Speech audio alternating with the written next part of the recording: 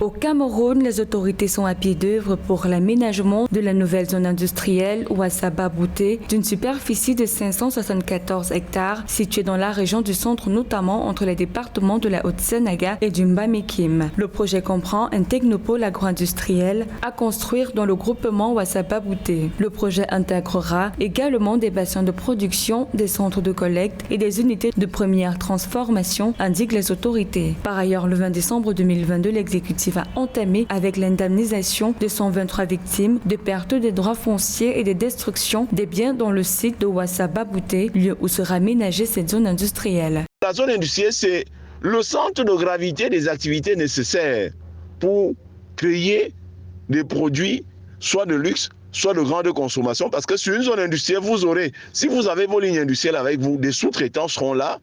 La zone industrielle également apporte à ceux qui mènent un certain type d'activité ce que je vais appeler un marché captif.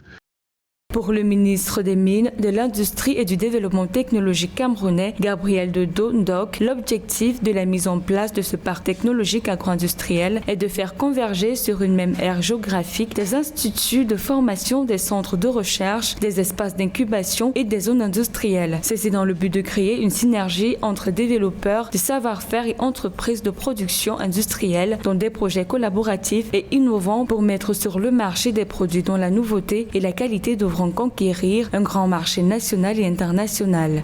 L'avantage de la zone industrielle tient au moins de 4 faits. Premièrement, l'accessibilité. Une zone industrielle enclavée n'existe pas. Donc, aménager une zone industrielle, c'est consacrer l'accessibilité pour les opérateurs qui veulent intervenir sur cette zone industrielle en tant que promoteur d'activités génératrices de revenus, donc promoteur d'industrie. Pour ceux qui veulent aller acheter, donc c'est l'accessibilité également.